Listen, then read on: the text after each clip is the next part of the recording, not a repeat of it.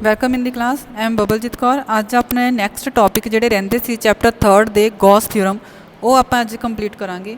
ਆਪਣਾ 7th topic ਇਹਦੇ ਵਿੱਚ ਹੈਗਾ ਹੈ ਇਲੈਕਟ੍ਰਿਕ ਫੀਲਡ ਡਿਊ ਟੂ ਆ ਲਾਈਨ ਚਾਰਜ। ਲਾਈਨ ਚਾਰਜ ਦੇ ਵਿੱਚ ਆਪਣੇ ਕੋਲ ਕੀ ਹੈ, ਕੋਈ ਵੀ ਇੱਕ ਸਟ੍ਰੇਟ ਕੰਡਕਟਰ ਦਿੱਤਾ ਹੋਊਗਾ, ਸਟ੍ਰੇਟ ਲਾਈਨ ਹੋ ਵਾਇਰ ਆਪਾਂ ਲੈ ਸਕਦੇ ਹਾਂ ਜਿਹਦੇ ਉੱਪਰ ਆਪਾਂ ਸਾਰਾ ਚਾਰਜ ਡਿਸਟਰੀਬਿਊਟ ਕੀਤਾ ਹੋਇਆ। ਤਾਂ ਸਟ੍ਰੇਟ ਕੰਡਕਟਰ ਦੀ ਆਪਣੇ ਕੋਲ ਲੈਂਥ ਕਿੰਨੀ ਆਪਾਂ ਸਪੋਜ਼ ਕੀਤੀ ਆ, L ਲੈਂਥ ਆ ਜਿਹੜਾ ਵੀ ਸਟ੍ਰੇਟ ਕੰਡਕਟਰ ਆਪਾਂ ਨੂੰ ਦਿੱਤਾ ਹੋਇਆ, ਅਤੇ ਉਹਦੇ ਉੱਪਰ ਲੀਨੀਅਰ ਚਾਰਜ ਡੈਂਸਿਟੀ ਆਪਣੇ ਕੋਲ ਕਿੰਨੀ ਹੋ ਜੂਗੀ, ਉਹ ਆਪਾਂ ਰਿਪਰੈਜ਼ੈਂਟ ਕਰਾਂਗੇ ਲੈਮਡਾ ਦੇ ਨਾਲ। ਤਾਂ ਜਿਹੜਾ ਆਪਾਂ ਨੂੰ ਸਟ੍ਰੇਟ ਹੈਗਾ ਕੰਡਕਟਰ ਦਿੱਤਾ ਹੋਇਆ, ਜਾਂ ਕਹਿ ਸਕਦੇ ਹਾਂ ਕਿ ਆਪਾਂ ਸਟ੍ਰੇਟ ਲਾਈਨ ਚਾਰਜ ਜਿਹੜਾ ਡਿਸਟਰੀਬਿਊਟ ਕੀਤਾ ਹੋਇਆ, ਉਹ ਆਪਾਂ ਕਿਵੇਂ ਡਿਸਟਰੀਬਿਊਟ ਕੀਤਾ ਅਲੋਂਗ ਦੀ ਐਕਸਿਸ ਵਾਈ ਡੈਸ਼। ਤਾਂ ਹੁਣ ਆਪਣੇ ਕੋਲ ਕੀ ਆ ਕਿ ਜਿਹੜਾ ਵੀ ਆਪਾਂ ਚਾਰਜ ਡਿਸਟਰੀਬਿਊਟ ਕੀਤਾ ਹੋਇਆ, ਤਾਂ ਇਲੈਕਟ੍ਰਿਕ ਫੀਲਡ ਆ ਜਿਹੜੀ ਇਸ ਲਾਈਨ ਚਾਰਜ ਦੇ ਕਾਰਨ ਜਿੰਨੀ ਵੀ ਆਪਾਂ ਡਿਸਟੈਂਸ ਕੀ ਆ ਆਰ ਹਮੇਸ਼ਾ ਹੀ ਜੇ ਸੇਮ ਰੱਖ ਰਹੇ ਹਾਂ, ਜਿੱਥੋਂ ਆਪਾਂ ਚਾਰਜ ਨੂੰ ਡਿਸਟਰੀਬਿਊਟ ਕੀਤਾ ਹੈ ਉਸ ਪੁਆਇੰਟ ਤੋਂ ਆਪਾਂ ਡਿਸਟੈਂਸ ਆਰ, ਕੋਈ ਵੀ ਡਿਸਟੈਂਸ ਆਪਾਂ ਜਿਹੜੀ ਲੈ ਰਹੇ ਹਾਂ ਉਹ ਕੀ ਜੇ ਆਪਣੇ ਕੋਲ ਸੇਮ ਰਹਿ ਰਹੀ ਹੈ, ਅਤੇ ਹਮੇਸ਼ਾ ਹੀ ਕਿਵੇਂ ਐਕਟ ਕਰੂਗੀ, ਰਾਈਟ ਐਂਗਲ ਨੋਰਮਲ ਹੋਊਗੀ, 90 ਡਿਗਰੀ ਦਾ ਐਂਗਲ ਬਣਾ ਰਹੀ ਆ। ਤਾਂ ਕਿਹਦੇ ਨਾਲ ਬਣਾ ਰਹੀ ਆ, ਆਪਣੇ ਕੋਲ ਲਾਈਨ ਚਾਰਜ ਦੇ ਨਾਲ। ਇਲੈਕਟ੍ਰਿਕ ਫੀਲਡ ਅਤੇ ਲਾਈਨ ਚਾਰਜ ਇੱਕ ਦੂਜੇ ਦੇ ਨਾਲ ਨੋਰਮਲੀ ਐਕਟ ਕਰ ਰਿਹਾ, ਰਾਈਟ ਐਂਗਲ ਦੇ ਉੱਪਰ ਐਕਟ ਕਰ ਰਹੇ ਆ। ਕਦੋਂ ਐਕਟ ਕਰਦੇ ਆ, ਜਦੋਂ ਆਪਾਂ ਉਹਨਾਂ ਨੂੰ ਡਿਸਟੈਂਸ ਆਰ ਦੇ ਉੱਪਰ ਰੱਖਿਆ ਹੋਇਆ। ਤਾਂ ਹਮੇਸ਼ਾ ਹੀ ਜਿਹੜੀ ਇਲੈਕਟ੍ਰਿਕ ਫੀਲਡ ਇਸ ਤਰ੍ਹਾਂ ਕਰਕੇ ਐਕਟ ਕਰੂਗੀ, ਉਹਨੇ ਕਿਵੇਂ ਐਕਟ ਕਰਨਾ ਹੈ ਆਊਟਵਰਡ ਦੇ ਵਿੱਚ, ਕਿਉਂਕਿ ਜੇ ਆਪਣੇ ਕੋਲ ਪੋਜ਼ੀਟਿਵ ਚਾਰਜ ਦਿੱਤਾ ਹੁੰਦਾ, ਪੋਜ਼ੀਟਿਵ ਚਾਰਜ ਦੇ ਕਾਰਨ ਇਲੈਕਟ੍ਰਿਕ ਫੀਲਡ ਹਮੇਸ਼ਾ ਹੀ ਕਿਵੇਂ ਐਕਟ ਕਰਦੀ ਆ ਆਊਟਵਰਡ ਡਾਇਰੈਕਸ਼ਨ ਦੇ ਵਿੱਚ, ਅਤੇ ਜਾਂ ਆਪਾਂ ਕਹਿ ਸਕਦੇ ਹਾਂ ਉਹਦੇ ਤੋਂ ਦੂਰ ਵੱਲ ਨੂੰ ਲੱਗਣਾ ਸ਼ੁਰੂ ਕਰਨਾ, ਅਵੇ ਫਰੋਮ ਦੀ ਚਾਰਜ। ਤਾਂ ਇਸੇ ਕਰਕੇ ਆਪਣੇ ਕੋਲ ਇਸ ਵਾਇਰ ਦੇ ਉੱਪਰ ਪੋਜ਼ੀਟਿਵ ਚਾਰਜ ਡਿਸਟਰੀਬਿਊਟ ਕੀਤਾ ਹੋਇਆ ਸੀਗਾ, ਅਤੇ ਪੋਜ਼ੀਟਿਵ ਚਾਰਜ ਜਿਹੜਾ ਡਿਸਟਰੀਬਿਊਟ ਕੀਤਾ ਸੀਗਾ ਇਸ ਵਾਇਰ ਦੀ, ਇਸ ਕੰਡਕਟਰ ਦੀ ਲੈਂਥ ਕਿੰਨੀ ਆ ਆਪਣੇ ਕੋਲ L।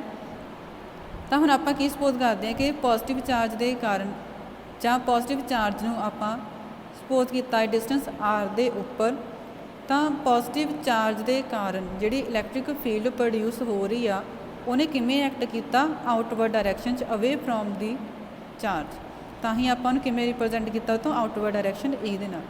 ਤਾਂ ਹੁਣ ਆਪਣੇ ਕੋਲ ਕੀ ਆ ਕਿ ਹਮੇਸ਼ਾ ਹੀ ਜਿਹੜਾ ਚਾਰਜ ਆਪਣੇ ਕੋਲ ਪਿਆ ਹੈ ਅਤੇ ਇਲੈਕਟ੍ਰਿਕ ਫੀਲਡ ਇੱਕ ਦੂਜੇ ਨਾਲ ਕਿਵੇਂ ਐਕਟ ਕਰਕੇ ਉਹ ਨੋਰਮਲ 90 ਡਿਗਰੀ ਦੇ ਨਾਲ।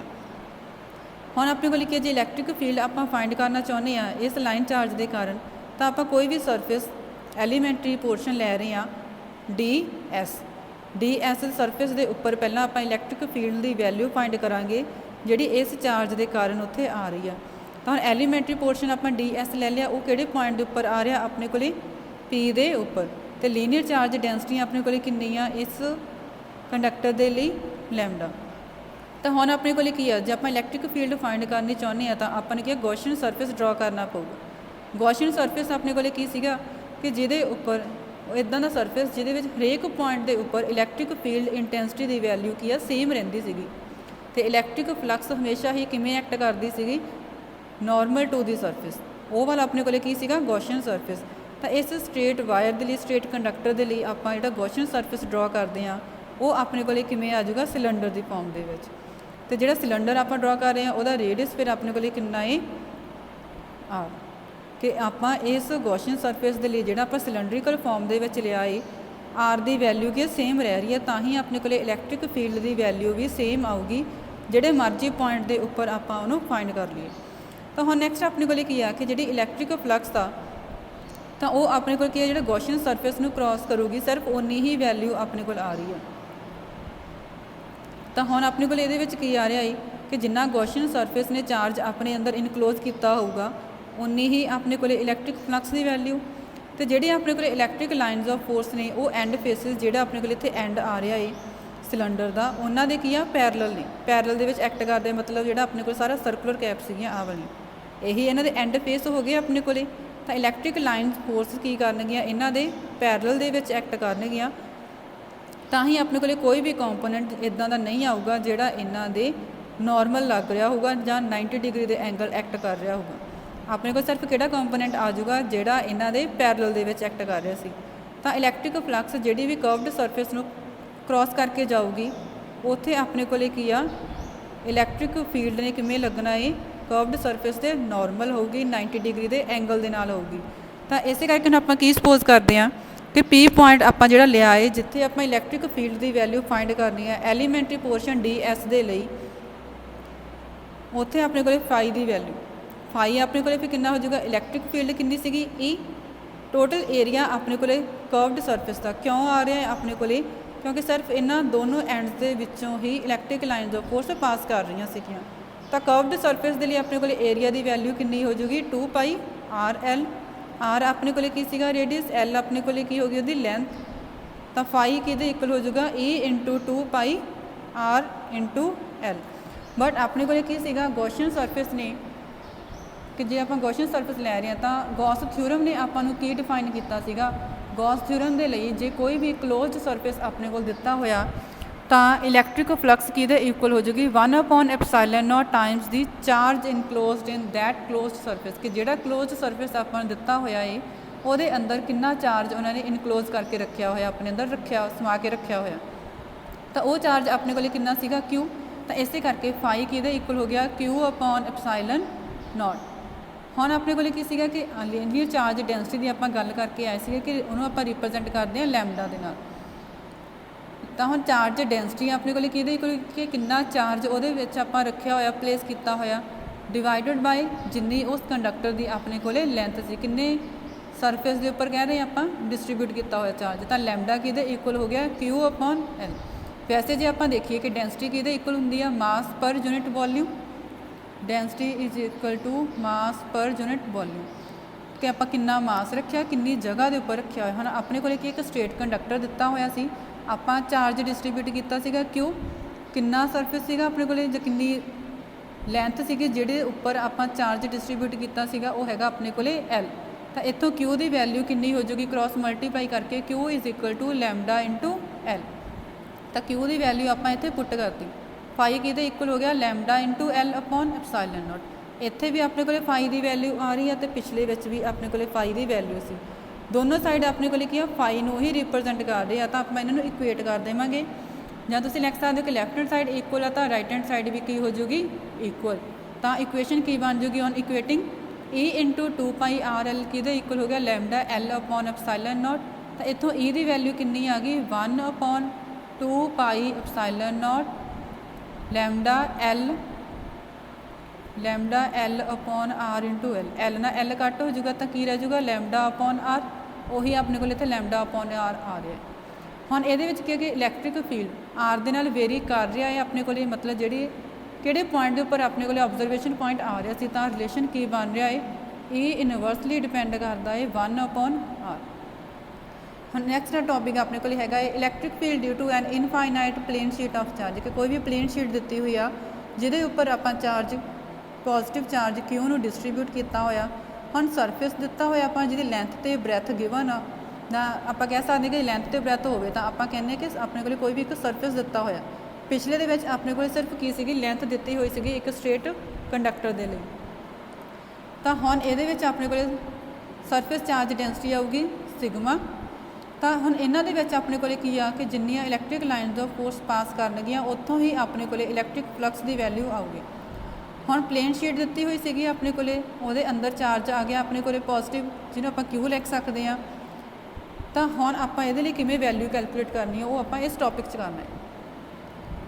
ਹੁਣ ਆਪਣੇ ਕੋਲ ਕੀ ਆ ਜਾਊਗਾ ਕਿ ਜਿਹੜੀ ਇਲੈਕਟ੍ਰਿਕ ਫੀਲਡ ਆ ਇਸ ਪਲੇਨ ਸ਼ੀਟ ਦੇ ਪਰਪੈਂਡੀਕੂਲਰ ਐਕਟ ਕਰਨਾ, ਉਹਨੇ ਹਮੇਸ਼ਾ ਹੀ ਤੇ ਲੱਗੂਗੀ ਕਿਵੇਂ, ਹਮੇਸ਼ਾ ਹੀ ਆਊਟਵਰਡ ਡਾਇਰੈਕਸ਼ਨ ਦੇ ਵਿੱਚ, ਕਿਉਂਕਿ ਆਪਾਂ ਫਸਟ ਤੋਂ ਹੀ ਗੱਲ ਕਹਿ ਰਹੇ ਹਾਂ ਕਿ ਜੇ ਪੋਜ਼ਿਟਿਵ ਚਾਰਜ ਦਿੱਤਾ ਹੋਊਗਾ ਤਾਂ ਆਪਣੇ ਕੋਲੇ ਇਲੈਕਟ੍ਰਿਕ ਫੀਲਡ ਨੇ ਹਮੇਸ਼ਾ ਹੀ ਕਿਵੇਂ ਐਕਟ ਕਰਨਾ ਹੈ, ਇਨ ਆਊਟਵਰਡ ਡਾਇਰੈਕਸ਼ਨ ਜਾਂ ਅਵੇ ਫਰੋਮ ਦੀ ਚਾਰਜ। ਤਾਂ ਇਲੈਕਟ੍ਰਿਕ ਫੀਲਡ ਨੂੰ ਜੇ ਆਪਾਂ ਫਾਈਂਡ ਕਰਨਾ ਚਾਹੁੰਦੇ ਹਾਂ ਪਲੇਨ ਸ਼ੀਟ ਦੇ ਕਾਰਨ, ਤਾਂ ਆਪਾਂ ਕੋਈ ਵੀ ਪੁਆਇੰਟ ਇਹਦੇ ਵਿੱਚ ਕੀ ਸਪੋਜ਼ ਕਰ ਲਿਆ ਕਿ ਕੋਈ ਇੱਕ ਪੁਆਇੰਟ P ਆ ਆਪਣੇ ਕੋਲ, ਜਿੱਥੇ ਆਪਾਂ ਇਲੈਕਟ੍ਰਿਕ ਫੀਲਡ ਦੀ ਵੈਲਿਊ ਨੂੰ ਫਾਈਂਡ ਕਰਨਾ ਚਾਹੁੰਦੇ ਹਾਂ। ਤਾਂ ਆਪਾਂ ਕੀ ਕਰਾਂਗੇ ਇਹਦੇ ਲਈ, ਫਿਰ ਇੱਕ ਸਿਲੰਡਰ ਦੀ ਫਾਰਮ ਦੇ ਵਿੱਚ ਗੌਸੀਅਨ ਸਰਫੇਸ ਨੂੰ ਡਰਾ ਕਰਾਂਗੇ। ਤਾਂ ਉਸ ਸਰਫੇਸ ਦੇ ਲਈ ਆਪਣੇ ਕੋਲੇ ਏਰੀਆ ਦੀ ਵੈਲਿਊ ਕਿੰਨੀ ਆ ਜਾਊਗੀ A। ਹੁਣ ਇਲੈਕਟ੍ਰਿਕ ਲਾਈਨਸ ਆਫ ਫੋਰਸ ਆਪਣੇ ਕੋਲ ਕੀ ਆ ਕਿ ਇਸ ਕਰਵਡ ਸਰਫੇਸ ਦੇ ਪੈਰਲਲ ਆ ਰਹੀਆਂ ਨੇ, ਕਿ ਜਿਹੜਾ ਆਪਾਂ ਇੱਥੇ ਆ ਸਰਫੇਸ ਡਰਾ ਕੀਤਾ ਹੋਇਆ ਤੇ ਇਲੈਕਟ੍ਰਿਕ ਫੀਲਡ ਦੋਨੇ ਇੱਕ ਦੂਜੇ ਦੇ ਕੀ ਨੇ, ਪੈਰਲਲ ਨੇ। ਤਾਂ ਇਸੇ ਕਾਰਨ ਜਿਹੜੀ ਆਪਣੇ ਕੋਲ ਇਲੈਕਟ੍ਰਿਕ ਫਲਕਸ ਦੀ ਵੈਲਿਊ ਹੋਊਗੀ, ਆਪਣੇ ਕੋਲ ਕੀ ਆ ਜਾਊਗਾ ਕਿ ਜਿਹੜੇ ਆ ਦੋ ਸਰਕੂਲਰ ਕੈਪ ਆ ਰਹੇ ਨੇ ਇਹਨਾਂ ਦੇ ਵਿੱਚੋਂ ਹੀ ਇਲੈਕਟ੍ਰਿਕ ਫੀਲਡ ਆਪਣੇ ਕੋਲ ਇਲੈਕਟ੍ਰਿਕ ਲਾਈਨਸ ਦਾ ਉਹਨਾਂ ਨੇ ਹੀ ਇਹਦੇ ਵਿੱਚੋਂ ਪਾਸ ਕਰਨਾ ਸ਼ੁਰੂ ਕੀਤਾ। ਇਲੈਕਟ੍ਰਿਕ ਲਾਈਨਸ ਆਫ ਫੋਰਸ ਨੇ ਕਿੰਨਾਂ ਦੇ ਵਿੱਚੋਂ ਪਾਸ ਹੋਈਆਂ, ਸਿਰਫ ਆਹ ਵਾਲੀ ਸਰਕੂਲਰ ਕੈਪਸ ਦੇ ਵਿੱਚੋਂ। ਤਾਂ ਆਪਣੇ ਕੋਲ ਐਂਡ ਏਰੀਆ ਦਾ ਕਿੰਨਾ ਸੀਗਾ ए ਨਾਲ ਆਪਾਂ ਰਿਪਰੈਜ਼ੈਂਟ ਕੀਤਾ ਸੀ ਕਿ ਇੰਨੇ ਏਰੀਆ ਦੇ ਵਿੱਚੋਂ ਹੀ ਪਾਸ ਕਰ ਰਹੇ ਆ ਤੇ ਸਰਕੂਲਰ ਕੈਪ ਆਪਣੇ ਕੋਲ ਕਿੰਨੇ ਨੇ, ਇੱਕ ਇੱਧਰ ਐਂਡ ਆ ਰਿਹਾ, ਇੱਕ ਇੱਧਰ, ਮਤਲਬ ਦੋਨੋਂ ਸਾਈਡ ਤੋਂ ਪਾਸ ਕਰ ਰਹੀਆਂ ਨੇ। ਤਾਂ ਆਪਣੇ ਕੋਲ ਇਹਨਾਂ ਦਾ ਏਰੀਆ ਕਿੰਨਾ ਹੋ ਜਾਊਗਾ 2A, ਕਿਉਂਕਿ ਦੋ ਕੈਪ ਸੀਗੇ ਆਪਣੇ ਕੋਲ, ਦੋ ਐਂਡ ਨੇ, ਏਰੀਆ ਕਿੰਨਾ ਸੀਗਾ A। ਤਾਂ ਆਪਣੇ ਕੋਲ ਇਲੈਕਟ੍ਰਿਕ ਫਲਕਸ ਦੀ ਵੈਲਿਊ ਕਿੰਨੀ ਹੋਗੀ phi is equal to E into 2A। But ਆਪਣੇ ਕੋਲ ਗੌਸ ਥਿਊਰਮ ਨੇ ਕੀ ਡਿਫਾਈਨ ਕੀਤਾ ਸੀਗਾ ਕਿ ਫਾਈ ਕਿਹਦੇ ਇਕੁਅਲ ਹੁੰਦਾ ਏ Q ਅਪੋਨ ਐਪਸਾਈਲਨ ਨੋਟ। ਹੁਣ ਆਪਣੇ ਕੋਲ ਕੀ ਸੀਗਾ ਸਰਫੇਸ ਚਾਰਜ ਡੈਂਸਿਟੀ ਦਿੱਤੀ ਹੋਈ ਆ, ਉਹ ਕਿਹਦੇ ਇਕੁਅਲ ਹੁੰਦੀ ਆ Q ਅਪੋਨ A, ਮਤਲਬ ਕਿੰਨਾ ਚਾਰਜ ਆਪਾਂ ਪਲੇਸ ਕੀਤਾ ਹੋਇਆ, ਡਿਸਟਰੀਬਿਊਟ ਕੀਤਾ ਕਿੰਨੇ ਸਰਫੇਸ ਏਰੀਆ ਦੇ ਉੱਪਰ। ਹੁਣ ਸਰਫੇਸ ਸੀਗਾ ਤਾਂ ਆਪਣੇ ਕੋਲ ਏਰੀਆ ਆ ਗਿਆ, ਇੱਥੋਂ Q ਦੀ ਵੈਲਿਊ ਫਿਰ ਕਿੰਨੀ ਹੋ ਜੂਗੀ ਕ੍ਰੋਸ ਮਲਟੀਪਲਾਈ ਕਰਕੇ ਸਿਗਮਾ ਇੰਟੂ A। ਤਾਂ ਇਕੁਏਸ਼ਨ ਫਿਰ ਕਿੰਨੀ ਬਣ ਗਈ phi is equal to sigma into A upon epsilon naught. ਫਿਰ ਆਪਣੇ ਕੋਲ ਕੀ ਹੈ ਦੋਨੋਂ ਇਕੁਏਸ਼ਨਸ ਦੇ ਵਿੱਚ ਦੇਖੋ ਲੈਫਟ ਹੈਂਡ ਸਾਈਡ ਤੇ ਕੀ ਹੈ ਫਾਈ ਰਿਪਰੈਜ਼ੈਂਟ ਕੀਤਾ ਹੋਇਆ ਇਕੁਅਲ ਨੇ, ਤਾਂ ਰਾਈਟ ਹੈਂਡ ਸਾਈਡ ਵੀ ਕੀ ਹੋ ਜੂਗੀ ਇਕੁਅਲ, ਜਾਂ ਤੁਸੀਂ ਲਿਖ ਦਿਓ ਕਿ ਔਨ ਇਕੁਏਟਿੰਗ ਬੋਥ ਇਕੁਏਸ਼ਨਸ। ਤਾਂ ਆਪਣੇ ਕੋਲ ਕੀ ਰਿਜ਼ਲਟ ਆ ਗਿਆ A into 2A is equal to sigma A upon epsilon naught. A ਨਾਲ A ਕੱਟ ਹੋ ਗਿਆ ਤਾਂ ਇਕੁਏਸ਼ਨ ਕੀ ਬਣ ਗਈ ਸਿਗਮਾ ਅਪੋਨ 2 ਐਪਸਾਈਲਨ ਨੋਟ। ਹੁਣ ਇਸ ਰਿਲੇਸ਼ਨ ਦੇ ਵਿੱਚ ਆਪਣੇ ਕੋਲੇ R ਦੀ ਕੋਈ ਵੀ ਵੈਲਿਊ ਨਹੀਂ ਆਈ, ਮਤਲਬ ਇਹ ਆਪਣੇ ਕੋਲੇ ਕੀ ਆ ਇੰਡੀਪੈਂਡੈਂਟ ਹੋਊਗਾ ਡਿਸਟੈਂਸ ਦੇ ਕੇ ਆਪਾਂ ਸ਼ੀਟ ਆਫ ਚਾਰਜ ਨੂੰ ਕਿੱਥੇ ਪਲੇਸ ਕੀਤਾ ਹੋਇਆ। ਹੁਣ ਇਸ ਤੋਂ ਬਾਅਦ ਆਪਣਾ next topic electric field due to two infinite plane parallel sheet of charge, ਕਿ ਆਪਣੇ ਕੋਲੇ ਦੋ ਸ਼ੀਟਸ ਦਿੱਤੀਆਂ ਹੋਈਆਂ ਨੇ ਜਿਨ੍ਹਾਂ ਦੇ ਉੱਪਰ ਆਪਾਂ ਪੋਜ਼ਿਟਿਵ ਚਾਰਜ ਨੂੰ ਡਿਸਟਰੀਬਿਊਟ ਕੀਤਾ ਹੋਇਆ। ਸ਼ੀਟ ਦਿੱਤੀ ਹੋਈ ਆ ਆਪਣੇ ਕੋਲੇ, ਤਾਂ ਉਹਦੀ ਸਰਫੇਸ ਚਾਰਜ ਡੈਂਸਿਟੀ ਕਿੰਨੀ ਹੋ ਜੂਗੀ ਸਿਗਮਾ। ਫਸਟ ਦੇ ਲਈ ਆਪਣੇ ਕੋਲੇ ਕੀ ਆ A ਨਾਲ ਆਪਾਂ ਰਿਪਰੈਜ਼ੈਂਟ ਕੀਤਾ ਕਿ A ਸ਼ੀਟ ਆ, ਇੱਕ ਸ਼ੀਟ ਆਪਣੇ ਕੋਲੇ B ਆ, ਤਾਂ A ਸ਼ੀਟ ਦੇ ਲਈ ਸਰਫੇਸ ਚਾਰਜ ਡੈਂਸਿਟੀ ਕਿੰਨੀ ਹੋਗੀ ਸਿਗਮਾ A। B ਸ਼ੀਟ ਦੇ ਲਈ ਹੋ ਜੂਗੀ ਆਪਣੇ ਕੋਲੇ ਸਿਗਮਾ B। ਹੁਣ ਪਿਛਲੇ ਟੌਪਿਕ ਦੇ ਵਿੱਚ ਆਪਾਂ ਪੜ੍ਹਿਆ ਸੀਗਾ ਕਿ ਜੇ ਇਲੈਕਟ੍ਰਿਕ ਫੀਲਡ ਆਪਾਂ ਫਾਈਂਡ ਕੀਤੀ ਆ ਪੈਰਲਲ ਸ਼ੀਟ ਹੈਗੀ, ਕੋਈ ਪਲੇਨ ਸ਼ੀਟ ਦਿੱਤੀ ਹੋਈ ਆ, ਤਾਂ ਉਹਦੇ ਲਈ ਆਪਣੇ ਕੋਲੇ ਕਿੰਨੀ ਵੈਲਿਊ ਆ ਗਈ ਸੀਗੀ ਸਿਗਮਾ ਅਪੋਨ 2 ਐਪਸਾਈਲਨ ਨੋਟ। ਹੁਣ ਆਪਾਂ ਉਹੀ ਰਿਜ਼ਲਟ ਇੱਥੇ ਯੂਜ਼ ਕਰਨਾ ਹੈ। ਤਾਂ ਹੁਣ ਇਹਦੇ ਵਿੱਚ ਕੀ ਹੈ ਕਿ ਜਿੰਨੀਆਂ ਵੀ ਡਿਸਟੈਂਸ ਆਪਾਂ ਲੈਫਟ ਹੈਂਡ ਸਾਈਡ ਵੱਲ ਮੇਜਰ ਕਰਾਂਗੇ ਉਹਨਾਂ ਦੀ ਵੈਲਿਊਜ਼ ਕੀ ਨੇ ਨੈਗੇਟਿਵ ਆਉਣਗੀਆਂ, ਜਿਹੜੀਆਂ ਰਾਈਟ ਸਾਈਡ ਦੇ ਵਿੱਚ ਮੇਜਰ ਕਰਾਂਗੇ ਉਹ ਪੋਜ਼ਿਟਿਵ ਆਉਣਗੀਆਂ। ਹੁਣ ਆਪਣੇ ਕੋਲ ਕੀ ਆ ਰੀਜਨ ਦੇਖੋ ਕਿ ਆਪਣੇ ਕੋਲ ਦੋ ਸ਼ੀਟਸ ਦਿੱਤੀਆਂ ਹੋਈਆਂ ਸੀ, first region, second region, third region. ਹੁਣ ਆਪਾਂ ਪਹਿਲਾਂ ਫਸਟ ਰੀਜਨ ਲਿਆ, ਹੁਣ ਆਪਾਂ ਇੱਧਰ ਡਿਸਟੈਂਸ ਮੇਜਰ ਕਰਨੀ ਆ, ਤਾਂ ਫਸਟ ਸ਼ੀਟ A ਦੇ ਲਈ ਦੇਖੋ ਆਪਾਂ ਇਸ ਡਾਇਰੈਕਸ਼ਨ ਦੇ ਵਿੱਚ ਮੇਜਰ ਕਰਾਂਗੇ ਤੇ B ਦੇ ਲਈ ਵੀ ਆਪਾਂ ਇਸ ਡਾਇਰੈਕਸ਼ਨ ਮਤਲਬ ਲੈਫਟ ਹੈਂਡ ਸਾਈਡ ਵੱਲ ਮੇਜਰ ਕਰ ਰਹੇ ਹਾਂ। ਤਾਂ ਆਪਣੇ ਕੋਲ ਇਲੈਕਟ੍ਰਿਕ ਫੀਲਡ ਦੀ ਵੈਲਿਊ ਫਿਰ ਕਿੰਨੀ ਹੋ ਜੂਗੀ ਫਸਟ ਦੇ ਲਈ minus sigma A upon 2 epsilon naught. ਆਪਾਂ ਟੋਟਲ ਫਾਈਂਡ ਕਰਨਾ ਤਾਂ ਪਲੱਸ ਕਰਨਾ ਪਊਗਾ, ਤੇ B ਦੇ ਲਈ ਆਪਣੇ ਕੋਲ ਕਿੰਨੀ ਵੈਲਿਊ ਆ minus sigma B upon 2 epsilon naught. ਤਾਂ ਹੁਣ ਦੋਨਾਂ ਦੇ ਵਿੱਚ ਆਪਾਂ ਮਾਈਨਸ ਦਾ ਸਾਈਨ ਕਿਉਂ ਲਗਾਇਆ ਏ, ਕਿਉਂਕਿ ਆਪਾਂ ਇਹਨਾਂ ਨੂੰ ਕੀ ਕਰ ਰਹੇ ਸੀਗੇ ਲੈਫਟ ਡਾਇਰੈਕਸ਼ਨ ਦੇ ਵਿੱਚ ਮੇਜਰ ਕਰ ਰਹੇ ਹਾਂ, ਤੇ ਲੈਫਟ ਵਿੱਚ ਸਾਈਡ ਮੇਜਰ ਕਰ ਰਹੇ ਹਾਂ ਤਾਂ ਆਪਣੇ ਕੋਲ ਨੈਗੇਟਿਵ ਦਾ ਸਾਈਨ ਆਊਗਾ। ਤਾਂ ਦੋਨਾਂ ਦੇ ਵਿੱਚ ਹੁਣ ਆਪਣੇ ਕੋਲ ਕੀ ਕਾਮਨ ਆ ਰਿਹਾ ਏ 1 ਅਪੋਨ 2 ਐਪਸਾਈਲਨ ਨੋਟ ਤੇ ਮਾਈਨਸ ਵੀ ਦੋਨਾਂ ਦੇ ਵਿੱਚ ਆ ਰਿਹਾ, ਤਾਂ ਰਿਜ਼ਲਟ ਕੀ ਬਣ ਗਿਆ minus 1 upon 2 epsilon naught sigma A plus sigma B। ਹੁਣ ਇਸੇ ਤਰ੍ਹਾਂ ਸੈਕੰਡ ਰੀਜਨ ਦੇ ਵਿੱਚ ਆਪਣੇ ਕੋਲ ਦੇਖੋ ਕਿ ਜਿਹੜੀ ਆਪਾਂ ਇਲੈਕਟ੍ਰਿਕ ਫੀਲਡ ਦੀ ਵੈਲਿਊ ਫਾਈਂਡ ਕਰਨੀ ਆ। ਹੁਣ ਜੇ ਆਪਾਂ A ਸ਼ੀਟ ਦੇ ਲਈ ਦੇਖੀਏ ਤਾਂ ਡਿਸਟੈਂਸ ਆਪਾਂ ਕਿਵੇਂ ਮੇਜਰ ਕਰਾਂਗੇ ਰਾਈਟ ਸਾਈਡ ਵੱਲ, ਤਾਂ ਆਪਣੇ ਕੋਲ ਵੈਲਿਊ ਕਿੰਨੀ ਆ ਜਾਊਗੀ ਪੋਜ਼ਿਟਿਵ। ਬਟ ਜੇ ਆਪਾਂ B ਸ਼ੀਟ ਦੇ ਲਈ ਦੇਖੀਏ ਤਾਂ ਆਪਾਂ ਕਿਵੇਂ ਮੇਜਰ ਕਰਦੇ ਹਾਂ ਲੈਫਟ ਸਾਈਡ ਦੇ ਵੱਲ, ਤਾਂ ਵੈਲਿਊ ਕਿੰਨੀ ਆ ਗਈ ਨੈਗੇਟਿਵ। ਤਾਂ ਫਿਰ ਸੋਲਵ ਕਰਕੇ ਕਿੰਨਾ result 1 upon 2 epsilon naught sigma A minus sigma B। ਤੇ ਨੈਕਸਟ ਹੈ ਆਪਣੇ ਕੋਲ ਥਰਡ ਰੀਜਨ। ਥਰਡ ਰੀਜਨ ਦੇ ਵਿੱਚ ਆਪਣੇ ਕੋਲ ਕਿਵੇਂ ਆ ਵੈਲਿਊਜ਼ ਮੇਜਰ ਕੀਤੀਆਂ A ਤੋਂ, ਫਿਰ ਆਪਣੇ ਕੋਲ ਥਰਡ ਦੇ ਵਿੱਚ ਪੋਜ਼ਿਟਿਵ ਹੋ ਜਾਊਗਾ ਕਿਉਂਕਿ ਰਾਈਟ ਸਾਈਡ। B ਦੇ ਲਈ ਵੀ ਆਪਣੇ ਕੋਲ ਥਰਡ ਰੀਜਨ ਦੇ ਵਿੱਚ ਜਾ ਰਹੇ ਹਾਂ ਤਾਂ ਪੋਜ਼ਿਟਿਵ ਦੇ ਵਿੱਚ ਵੈਲਿਊ ਆਊਗੀ। ਤਾਂ ਇਹ ਕਿਹਦੇ ਇਕੁਅਲ ਹੋ ਗਿਆ sigma A upon 2 epsilon naught plus sigma B upon 2 epsilon naught. ਤਾਂ ਐਂਡ ਰਿਜ਼ਲਟ ਕਿੰਨਾ ਹੋ ਜਾਊਗਾ 1 upon 2 epsilon naught sigma A plus sigma B। ਹੁਣ ਨੈਕਸਟ ਹੈ ਆਪਣੇ ਕੋਲ ਸਪੈਸ਼ਲ ਕੇਸ ਕਿ ਜੇ ਆਪਾਂ ਸਪੋਜ਼ ਕਰੀਏ ਕਿ ਸਿਗਮਾ A ਸਿਗਮਾ ਦੇ ਇਕੁਅਲ ਆ ਤੇ ਸਿਗਮਾ B ਮਾਈਨਸ ਸਿਗਮਾ ਦੇ ਇਕੁਅਲ ਆ, ਤੇ ਇਹ ਸਾਰੀਆਂ ਵੈਲਿਊਜ਼ ਆਪਾਂ ਇਹਨਾਂ ਦੇ ਵਿੱਚ ਪੁੱਟ ਕਰਕੇ ਦੇਖਣਾ ਕਿ ਕੀ ਰਿਜ਼ਲਟ ਬਣਦਾ। ਕਿ ਜੇ ਆਪਾਂ ਇਹਨਾਂ ਵੈਲਿਊਜ਼ ਨੂੰ ਪੁੱਟ ਕਰਦੇ ਹਾਂ ਫਸਟ ਤੇ ਥਰਡ ਰੀਜਨ ਦੇ ਵਿੱਚ ਤਾਂ ਆਪਣੇ ਕੋਲੇ ਵੈਲਿਊ ਕਿੰਨੀ ਆ ਜਾਊਗੀ ਇਲੈਕਟ੍ਰਿਕ ਫੀਲਡ ਦੀ 0। ਬਟ ਜੇ ਆਪਾਂ ਸੈਕਿੰਡ ਦੇ ਵਿੱਚ ਪੁੱਟ ਕਰਦੇ ਹਾਂ ਤਾਂ ਵੈਲਿਊ ਕਿੰਨੀ ਆ ਗਈ ਸਿਗਮਾ ਅਪੋਨ ਐਪਸਾਈਲਨ ਨੋਟ। ਇਹ ਨਾਲ ਦੀ ਤੁਸੀਂ ਸੋਲਵ ਕਰਨਾ ਕਾਪੀ 'ਤੇ। ਹੁਣ ਇਸ ਤੋਂ ਬਾਅਦ ਆਪਣੇ ਕੋਲੇ ਨੈਕਸਟ ਟੌਪਿਕ ਹੈਗਾ ਏ ਇਲੈਕਟ੍ਰਿਕ ਫੀਲਡ ਡਿਊ ਟੂ ਆ ਯੂਨੀਫਾਰਮਲੀ ਚਾਰਜਡ ਸਫੈਰੀਕਲ ਸ਼ੈਲ। ਤਾਂ ਹੁਣ ਇਹਦੇ ਵਿੱਚ ਆਪਣੇ ਕੋਲ ਕੀ ਹੈਗਾ ਏ ਕਿ ਆਪਣੇ ਕੋਲ ਕੋਈ ਵੀ ਇੱਕ ਯੂਨੀਫਾਰਮਲੀ ਚਾਰਜਡ ਸਫੈਰੀਕਲ ਸ਼ੈਲ ਦਿੱਤਾ ਹੋਇਆ ਏ ਉਹਦੇ ਕਾਰਨ ਕਿੰਨੀ ਇਲੈਕਟ੍ਰਿਕ ਫੀਲਡ ਦੀ ਵੈਲਿਊ ਪ੍ਰੋਡਿਊਸ ਹੋ ਰਹੀ ਆ ਉਹ ਆਪਾਂ ਫਾਈਂਡ ਕਰਨੀ। ਤਾਂ ਹੁਣ ਇਹਦੇ ਵਿੱਚ ਕੀ ਕੋਈ ਵੀ ਇੱਕ ਸ਼ੈੱਲ ਦਿੱਤਾ ਹੋਇਆ ਜਿਹਦੇ ਉੱਪਰ ਆਪਾਂ ਚਾਰਜ ਪਲੱਸ ਕਿਊ ਨੂੰ ਡਿਸਟਰੀਬਿਊਟ ਕੀਤਾ ਹੈ, ਤਾਂ ਅੰਦਰ ਓਰੀਜਨ ਤੋਂ ਲੈ ਕੇ ਜਾਂ ਸੈਂਟਰ ਤੋਂ ਸਰਫੇਸ ਤੱਕ ਦੀ ਡਿਸਟੈਂਸ ਜਾਂ ਤੁਸੀਂ ਰੇਡੀਅਸ ਲਿਖ ਸਕਦੇ ਹੋ, ਉਹ ਵਾਲੀ ਵੈਲਿਊ ਕਿੰਨੀ ਆ ਆਪਣੇ ਕੋਲੇ ਆ।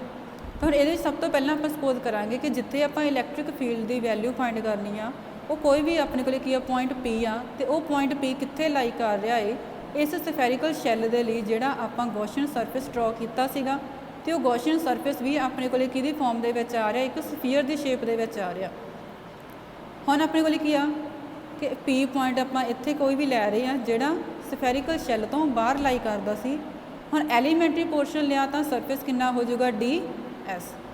ਫਿਰ ਪੋਜ਼ਿਟਿਵ ਚਾਰਜ ਆ, ਇਹਦੇ ਕਾਰਨ ਆਪਣੇ ਕੋਲੇ ਇਲੈਕਟ੍ਰਿਕ ਫੀਲਡ ਹਮੇਸ਼ਾ ਹੀ ਕਿਵੇਂ ਐਕਟ ਕਰੂਗੀ, ਆਊਟਵਰਡ ਡਾਇਰੈਕਸ਼ਨ ਦੇ ਵਿੱਚ। ਚਾਹੇ ਹੁਣ ਆਪਾਂ ਪੁਆਇੰਟ P ਇਸ ਜਗ੍ਹਾ 'ਤੇ ਲਿਆ, ਆਪਾਂ ਇੱਧਰ ਵੀ ਲੈ ਸਕਦੇ ਆ, ਇੱਧਰ ਜਿੱਥੇ ਮਰਜ਼ੀ ਆਪਾਂ ਡਰਾ ਕਰ ਸਕਦੇ ਆ।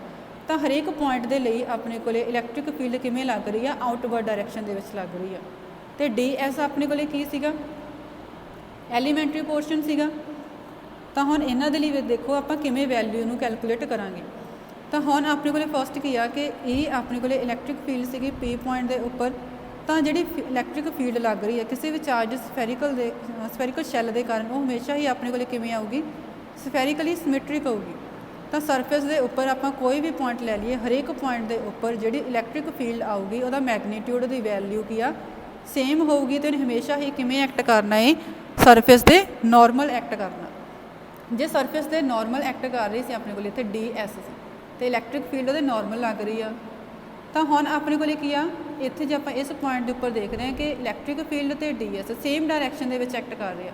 ਜੇ ਸੇਮ ਡਾਇਰੈਕਸ਼ਨ ਦੇ ਵਿੱਚ ਐਕਟ ਕਰਨਗੇ ਤਾਂ ਥੀਟਾ ਦੀ ਵੈਲਿਊ ਆਪਣੇ ਕੋਲੇ ਕਿੰਨੀ ਆ ਜਾਊਗੀ 0। ਹੁਣ ਆਪਾਂ ਜੇ ਐਲੀਮੈਂਟਰੀ ਪੋਰਸ਼ਨ ਲਿਆ ਸੀ ਤਾਂ ਉਹਦੇ ਕਾਰਨ ਇਲੈਕਟ੍ਰਿਕ ਫਲਕਸ ਦੀ ਵੈਲਿਊ ਵੀ ਆਪਣੇ ਕੋਲੇ ਕੀ ਆ ਘੱਟ ਵੈਲਿਊ ਆਊਗੀ, small value of electric flux, ਕਿਉਂਕਿ ਆਪਣੇ ਕੋਲੇ ਸਰਫੇਸ ਏਰੀਆ ਘੱਟ ਸੀ, ਐਲੀਮੈਂਟਰੀ ਪੋਰਸ਼ਨ ਦਿੱਤਾ ਹੋਇਆ ਸੀ। ਤਾਂ ਉਹ ਵੈਲਿਊ ਕਿੰਨੀ ਹੋ ਜੂਗੀ d∅ = E.ds। ਹੁਣ DS ਹਮੇਸ਼ਾ ਹੀ ਸਰਫੇਸ 'ਤੇ ਕੀ ਆ ਏਰੀਆ ਵੈਕਟਰ ਆਪਣੇ ਕੋਲੇ ਕੀ ਆ ਨੋਰਮਲ ਐਕਟ ਕਰਦਾ। ਹੁਣ ਇਸ ਕੇਸ ਦੇ ਵਿੱਚ ਆਪਣੇ ਕੋਲੇ ਕੀ ਸੀਗਾ ਏਰੀਆ ਐਲੀਮੈਂਟ ਤੇ ਇਲੈਕਟ੍ਰਿਕ ਫੀਲਡ ਸੇਮ ਡਾਇਰੈਕਸ਼ਨ ਦੇ ਵਿੱਚ ਐਕਟ ਕਰ ਰਿਹਾ, ਤਾਂ ਥੀਟਾ ਕਿੰਨਾ ਹੋ ਗਿਆ 0। ਹੁਣ ਆਪਣੇ ਕੋਲੇ ਕਿ ਜੇ ਡਾਟ ਪ੍ਰੋਡਕਟ ਦਿੱਤਾ ਹੁੰਦਾ ਤਾਂ ਉੱਥੇ ਆਪਾਂ ਕਿਹੜਾ ਫਾਰਮੂਲਾ ਲਗਾਉਂਦੇ ਆ, A.B ਕਿਹਦੇ ਇਕੁਅਲ ਹੋ ਜਾਂਦਾ ਹੈ AB cos θ। ਹੁਣ ਇੱਥੇ ਆਪਾਂ ਜਦੋਂ ਫਾਰਮੂਲਾ ਲਗਾਇਆ ਤਾਂ ਕੀ ਬਣ ਗਿਆ EDS, ਡਾਟ ਪ੍ਰੋਡਕਟ ਸੀਗਾ ਤਾਂ cos θ, ਐਂਗਲ ਕਿੰਨਾ ਬਣ ਰਿਹਾ ਸੀਗਾ ਸੇਮ ਡਾਇਰੈਕਸ਼ਨ ਹੋਣ ਕਾਰਨ 0, ਤਾਂ cos 0 ਕਿਹਦੇ ਇਕੁਅਲ ਹੋ ਗਿਆ 1। ਤਾਂ d∅ ਕਿਹਦੇ ਇਕੁਅਲ ਹੋ ਜਾਊਗਾ E/ds।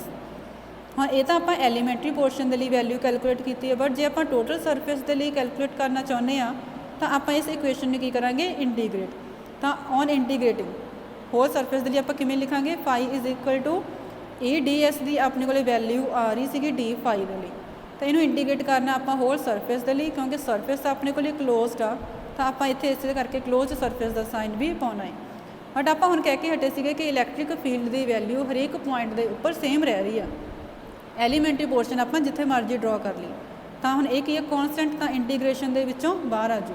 ਇੰਟੀਗ੍ਰੇਸ਼ਨ ਸਿਰਫ ਕਿਹਦੀ ਹੋਊਗੀ ਵੇਰੀਏਬਲ ਦੀ, ਵੇਰੀਏਬਲ ਆਪਣੇ ਕੋਲ ਇੱਥੇ ਕੀ ਆ DS। ਹੁਣ ਆਪਣੇ ਕੋਲ ਦੇਖੋ ਕਿ ਜਿਹੜਾ DS ਆਪਾਂ ਲਿਆ ਸੀ P ਪੁਆਇੰਟ ਦੇ ਉੱਪਰ ਸਰਫੇਸ, ਉਹਦੇ ਲਈ O ਤੋਂ ਵੈਲਿਊ ਕਿੰਨੀ ਆ ਰਹੀ ਸੀ ਡਿਸਟੈਂਸ R। ਤਾਂ ਆਪਣੇ ਕੋਲ ਇੰਟੀਗ੍ਰੇਸ਼ਨ ਕੀਤੇ ਤੇ surface area formula 4πr²। But by definition φ ਕਿਹਦੇ ਇਕੁਅਲ ਹੋ ਜਾਂਦਾ ਹੈ Q/ε0। ਤਾਂ ਦੋਨਾਂ ਨੂੰ ਇਕੁਏਟ ਕੀਤਾ ਤਾਂ ਵੈਲਿਊ ਕੀ ਬਣ ਗਈ E/4πr² ਕਿਹਦੇ ਇਕੁਅਲ ਹੋ ਗਿਆ Q/ε0। ਤਾਂ ਨੈਟ ਰਿਜ਼ਲਟ ਕੀ ਆ ਗਿਆ E = 1/4πε0 Q/r²। ਬਟ ਜੇ ਆਪਣੇ ਕੋਲ ਨੈਕਸਟ ਆਪਾਂ ਗਏ ਕਿ ਸਫੈਰੀਕਲ ਸ਼ੈੱਲ ਡਾਈ ਇਲੈਕਟ੍ਰਿਕ ਕੌਨਸਟੈਂਟ K ਵਾਲੇ ਮੀਡੀਅਮ ਦੇ ਵਿੱਚ ਰੱਖਾ ਹੋਇਆ, ਤਾਂ ਆਪਣੇ ਕੋਲ ਇਕੁਏਸ਼ਨ ਕੀ ਬਣ ਜੂ, ਤਾਂ K ਵੀ ਆਪਣੇ ਕੋਲੇ 4πε0 ਦੇ ਨਾਲ ਮਲਟੀਪਲਾਈ ਦੇ ਵਿੱਚ ਚਲ ਜਾਣੀ 1/4πε0 K Q/r²। ਹੁਣ ਨੈਕਸਟ ਕੇਸ ਆਪਣੇ ਕੋਲ ਹੈ ਕਿ ਜੇ P ਪੁਆਇੰਟ ਸਫੈਰੀਕਲ ਸ਼ੈੱਲ ਦੇ ਸਰਫੇਸ ਦੇ ਉੱਪਰ ਲਾਈ ਕਰਦਾ ਹੋਵੇ, ਤਾਂ ਇਸ ਤਰ੍ਹਾਂ ਦੇ ਕੇਸ ਦੇ ਵਿੱਚ ਆਪਣੇ ਕੋਲ ਕੀ ਹੋ ਜਾਊਗਾ ਕਿ ਜਿਹੜਾ ਆਪਣੇ ਕੋਲ ਏਰੀਆ ਆਊਗਾ ਗੌਸੀਅਨ ਸਰਫੇਸ ਦਾ ਉਹ ਕਿਹਦੇ ਇਕੁਅਲ ਆ ਜਾਊਗਾ ਕਿ ਜਿਹੜਾ ਸਰਫੇਸ ਏਰੀਆ ਚਾਰਜ ਸਫੈਰੀਕਲ ਸ਼ੈੱਲ ਦਾ ਹੋਊਗਾ, ਕਿਉਂਕਿ P ਪੁਆਇੰਟ ਆਪਣੇ ਕੋਲ ਇੱਥੇ ਲਾਈ ਕਰ ਜੂ। ਹੁਣ R ਦੀ ਵੈਲਿਊ ਰੇਡੀਅਸ ਦੀ ਵੈਲਿਊ ਕਿੰਨੀ ਆ ਜਾਊਗੀ R। ਤਾਂ ਸੇਮ ਇਕੁਏਸ਼ਨ ਹੁਣ ਆਪਣੇ ਜਿਹੜੀ ਪ੍ਰੂਵ ਕਰਕੇ ਆਉਂਦੀ ਸੀ ਉੱਥੇ ਆਪਣੇ ਕੋਲ ਕੀ ਬਣਿਆ ਸੀਗਾ a ਇੰਟੂ 4πr²। ਇੱਥੇ r ਆਪਣੇ ਕੋਲ ਕੀ ਰਿਪਰੈਜ਼ੈਂਟ ਕਰਦਾ ਸੀਗਾ ਕਿ ds ਜਿਹੜਾ ਸਰਫੇਸ ਦਿੱਤਾ ਹੋਇਆ ਸੀਗਾ ਉਹਦੇ ਲਈ r ਦੀ ਵੈਲਿਊ ਸੀਗੀ। ਹੁਣ ਇੱਥੇ r ਨੂੰ ਰਿਪਲੇਸ ਕਰ ਦੇਣਾ ਹੈ ਆਪਾਂ ਕੈਪੀਟਲ R ਦੇ ਨਾਲ। ਕੈਪੀਟਲ R ਆਪਣੇ ਕੋਲ ਕਿਉਂ ਆਇਆ ਹੈ? ਕਿਉਂਕਿ P ਪੁਆਇੰਟ ਆਪਣੇ ਕੋਲ ਕੀ ਆ ਸਫੈਰੀਕਲ ਸ਼ੈੱਲ ਦੇ ਉੱਪਰ ਲਾਈ ਕਰਕੇ। ਤਾਂ ਇਕੁਏਟ ਕੀਤਾ ਤੇ ਇਕੁਏਸ਼ਨ ਕੀ ਬਣ ਜੂਗੀ ਫਿਰ?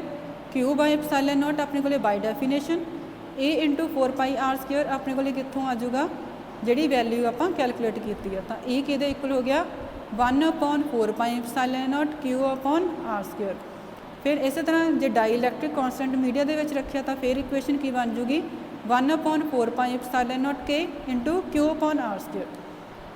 ਨੈਕਸਟ ਹੈ ਕਿ ਜੇ ਆਪਣੇ ਕੋਲ P ਪੁਆਇੰਟ ਸਫੈਰੀਕਲ ਸ਼ੈੱਲ ਦੇ ਅੰਦਰ ਲਾਈ ਕਰ ਜੂਗਾ ਤਾਂ ਇਸ ਕੇਸ ਦੇ ਵਿੱਚ ਆਪਣੇ ਕੋਲ ਕੀ ਆ ਕਿ ਜਿਹੜਾ ਗੌਸ਼ੀਅਨ ਸਰਫੇਸ ਹੋਊਗਾ P ਤੋਂ ਜੇ ਕ੍ਰੋਸ ਕਰਨਾ ਸ਼ੁਰੂ ਕਰਦਾ ਹੈ ਤਾਂ ਉਹਨੇ ਆਪਣੇ ਅੰਦਰ ਕੋਈ ਵੀ ਚਾਰਜ ਨਹੀਂ ਰੱਖਣਾ। ਜੇ ਕੋਈ ਚਾਰਜ ਨਹੀਂ ਰੱਖ ਰਿਹਾ ਤਾਂ Q ਦੀ ਵੈਲਿਊ ਕਿੰਨੀ ਹੋ ਜੂਗੀ 0। ਤਾਂ ਹੁਣ ਆਪਣੇ ਕੋਲ ਇਕੁਏਸ਼ਨ ਕੀ ਬਣ ਜੂਗੀ a into 4πr² is equal to Q/ε0। ਹੁਣ ਜੇ ਚਾਰਜ ਉਹਨੇ ਆਪਣੇ ਅੰਦਰ ਕੋਈ ਵੀ ਪਲੇਸ ਨਹੀਂ ਕੀਤਾ ਤਾਂ ਚਾਰਜ ਦੀ ਵੈਲਿਊ ਤਾਂ ਹੋ ਗਈ 0 ਸਮਥਿੰਗ 0। ਹੁਣ ਇੱਧਰ ਮਲਟੀਪਲਾਈ ਦੇ ਵਿੱਚ ਸੀਗਾ 4πr²। ਹੁਣ ਜੇ ਡਿਵੀਜ਼ਨ ਦੇ ਵਿੱਚ ਲੈ ਕੇ ਜਾਵਾਂਗੇ ਤਾਂ ਵੀ ਉਹਨੇ ਕੀ ਬਣ ਜਾਣਾ 0। ਹੁਣ ਇੱਥੇ ਤੱਕ ਆਪਣਾ ਇਹ ਟੌਪਿਕ ਕੰਪਲੀਟ ਆ। Thank you.